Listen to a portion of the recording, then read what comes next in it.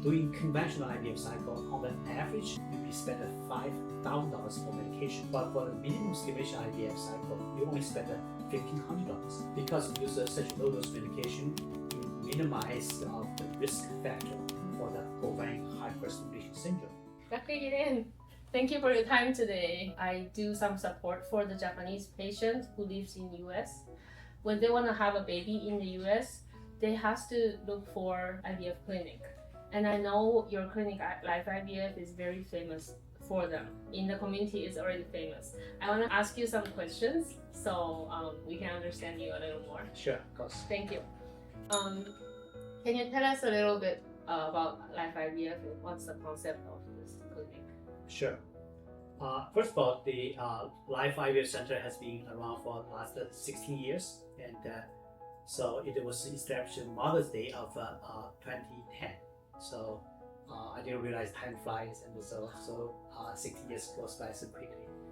And myself, I finished my medical school in China, and my master's degree in China as well. So then I came to the United States in 1987, and so almost 40 years ago. And I finished my PhD degree at the Michigan State University, and I did my postdoc fellowship in the IVF clinic.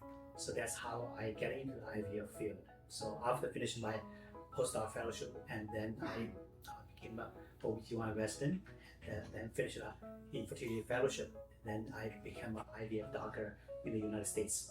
And actually, I worked as the associate professor at the Wayne State University for 5 years before I opened the Life IVF Center 16 years ago. So I have both the research background and also have a professorship, and then opened this clinic 16 years. But I'm one person I always appreciate. The person is Dr. Osama Khalum. He's a pioneer of minimum stimulation IVF, and he used to be the world's largest IVF center in Catholic clinic, and he was the director. And so unfortunately, he passed away several years ago. And but I always grateful for him because of him, and so I have a chance to learn so much about the minimum stimulation and the natural cycle IVF. So that's all gives me confidence, so we can build a Life IVF Center here in the United States. Wow, it's a great history. Yes. Yeah, actually, a lot of Japanese patients, they hear about mini IVF. I think it's kind of main protocol in Japan compared to the US. Can you tell us a little bit about mini IVF? What is the difference from the conventional IVF? Yes. Before I explain about mini IVF, so let's explain the conventional IVF. So the conventional IVF is around, or I would probably say, the most clinics in the United States and worldwide using conventional IVF. Yeah. So the typical conventional IVF cycle is one woman decides to do IVF. So the doctor will be based on the patient condition, then give patient maybe 2 to 3 weeks birth control pill, and then that can control her ovarian function and minimize of the FSH level. And so after she's starting her first day of menstrual cycle, then patient will be starting to using gonadotropin injection. So typical standard protocol is using 300 to 450 units of Donor-F and 150 units of Manipur, and stimulate about 10 to 12 days. Yeah. So on the average, the patient will be collecting about 20 to 30 eggs. So that's a very traditional protocol for the conventional IVF. So after retrieval, then all the eggs will be fertilized, making embryos, and then later they transfer the embryo to helping patient getting pregnant. So that is a very typical conventional IVF cycle. Yeah. It is an option. It is, I would say, probably a good option for those young patients if they wish to bank in the eggs, freeze the eggs. I think that's be good. If you can freeze 20 eggs for this patient, that'd be good protocol. But later we realized that not all the patients fitting this protocol. For example, if a patient is 45 years old, she only have 1 or 2 follicles, and we see so many patients go to the clinic but are still using 300 units Donor-F or 150 Manipur, intend to produce 20, 30 eggs. Yeah. But that's no matter what you do, patient only can get 1 or 2 eggs. Mhm. And so you waste a lot of money on the medication. Yeah. And also because of so much medication and the egg quality is not good. It's because if patient only 1 or 2 follicles and you put so much medication on patient, that results very bad. So because of this, and actually Dr. Carter was the one, and he's here for studying the minimum stimulation IVF. And in his traditional protocol, and he was only using 75 to 150 units GONA-F every day or every other day, and plus using clomiphene and then maybe 50 milligram every day. So in the end, also the cycle is about 10 to 12 days medication, and so he's intended produce maybe 4 to 6 eggs, or some 6 to 8 eggs, so very minimum number of eggs. So the egg quality is very good. And for most patients, if patient is young, if you're 35, 36 years old, with 6 to 8 eggs, most patients can get pregnant with 1 cycle. So you don't have to produce 20 to 30 eggs to get a woman pregnant. Yeah.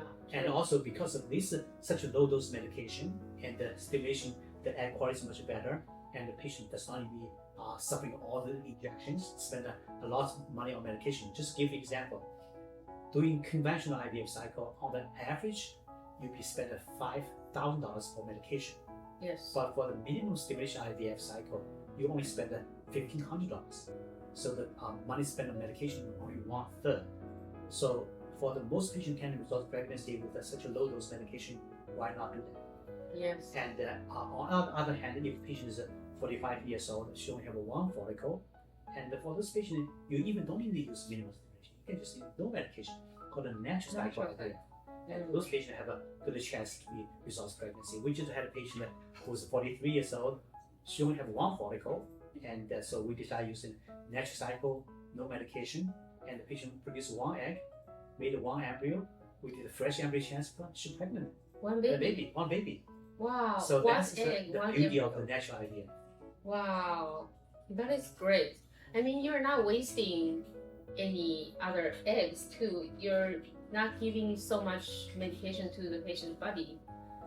So maybe at the end of the day, it's a good thing Exactly. for the patients too. Right. From 2 point of view. Number 1, because we use such a low dose medication, you minimize the risk factor for the ovarian hyperstimulation syndrome. Yes. So, for example, if patient using conventional stimulation, if patient still young, if you use 300, 450 units GONA-F, 150 menopause, and the patient estrogen are very high, Yeah. 20, 30 follicles, and the patient very high risk of ovarian hyperstimulation syndrome.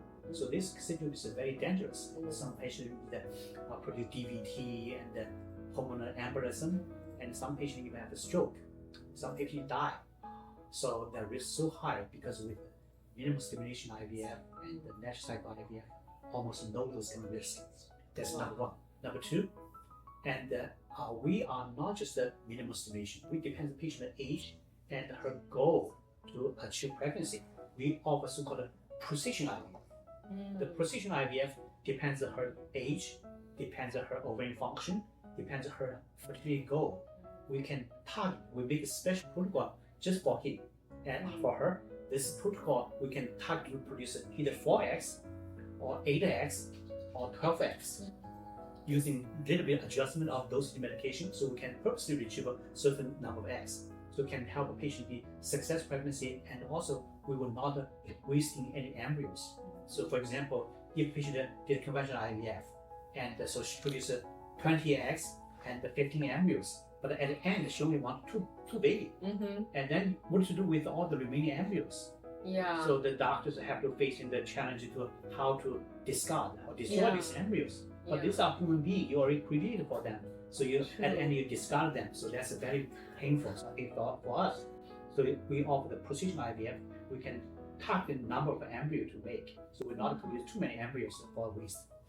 Wow, that is a great idea. A lot of patients cares about their leftover embryos. Right. Yeah, they will think about it eventually coming back, even just because they're still here. Right. Yeah, but I have a question. So if I was thinking mini IVF is only for those patients having low AMH, of course hyperstimulation too, but lower AMH, you cannot stimulate too much or burn out. But let's say you have a AMH less than 0.5, 30 years old and 40 years old. Is there any difference for your approach? That's a very good question. And so for a 30 years old woman, and because as I said earlier, for a young 30 years old woman and her ovarian function is good, her egg part is good, her chance to have a chromosome normal embryo is very high. So for those patients, almost like every 2 embryos should have 1 normal embryo. So for those patients, minimum stimulation IVF will be a very good option because with less medication, less drug side effect, almost no risk of ovarian hyperstimulation syndrome. And also patients don't worry about wasting any embryos because if she wanted to do IVF for have 1 child, we can produce 4 eggs. If she wanted 2 kids, maybe produce 6 to 8 eggs. Then we can target to make sure she only have 2 or 3 embryos. So then chance for her and she can be successful as 1 or 2 children. So that is a very good option for those 30 years old patients. And the minimum stimulation, the benefit, spend less money and less risk and better quality embryos, and so she has very easy to get pregnant. So for a 40 years old woman, that's for a different story. So for this patient, we may offer her optimal stimulation IVF if her ovarian function is good. The reason is because of for a 40 years old woman, the probability to have a chromosome normal embryo is about 1 in 4. So every 4 embryos, she only have 1 chromosome normal. So if patient wishes only have 1 child, so we need to produce about 8 to 10 eggs because in our clinic at Life IVF Center, and so every 2 eggs make 1 blastocyst. So for her, we can produce 8 to 10 eggs. So then I should use slightly more medication for a little bit older woman, so we can produce more eggs, and the probability to have a normal embryo will be better for her. So we try to finish the 1 cycle for her as well. So if we can, and so patient can get 1 optimal stimulation IVF and have 1 equal embryo, then we test equal embryo and get her pregnant. So you're giving her more denominator to have lower fraction, but still there's a good egg. Exactly, that's correct. Oh, I didn't know until now. Thank you. I have actually 2 more questions, but this one, a lot of patients start to make baby later now. If the patient is older, they always think it's going to be hard. Is that true? Yes, it is true. And the reason for that is because of when patient get older, and the probability of the embryo can become low. So we did a study at the Life IVF Center. We analyzed about 18 embryos and at a different age group. So in our own data, we found out that if patient younger than 34 years of age, then the chance to have a chromosome normal embryo is about 1 in 2 or 2 out of 3. But for a woman 37 years old, the chance to have normal embryo is pretty 1 in 2 embryo. But at 38, 39, it's a 1 in 3. 40 is about 1 in 4. 41 to 42 is a 1 in 5. 44 years old is a 1 in 10. Wow. So any woman over 44 years old will be less than 1 in 10. So with the age increase, certainly the number of eggs you need to have more to have a result of 1 healthy embryo. So that's why for women getting older and the more difficult getting pregnant. But the good news is those only talk about the egg quality. But the uterine condition should be very similar. Okay. So no matter how old you are, and so as long as you have good health, and your uterine condition, even if you are past menopause, we still can make uterus become receptive for embryo implantation. So as I shared with you earlier, even 60 years old, still can result pregnancy. That's amazing. Just control her hormone and still make it. Yes. So yeah, I was gonna say, sounds like the key point is the egg. If the egg is younger or healthy, the chance is still there. That's correct. Thank you. My last, but I just want you to give some comments to our Japanese patients, because a lot of them have an English problem or communication is kind of hard for them in United States. Can you welcome them so they can come here more? I will support you too in the Japanese way. Yeah. Thanks so much for have this interview, because I know you try to help Japanese patients, and so many Japanese come to the United States to receive treatment, and they need to find someone like you to guide them through the step by step, and also not just the cancellation, and also got them a culture difference. Yeah. And so you can help them to select different clinics in the United States and help them be successful and then finally take the baby. Thank you. So we already have a lot of patients actually coming to you that I'm very confident introducing them here because they have a great team, great doctor, and great lab. So thank you so much again. Thank you.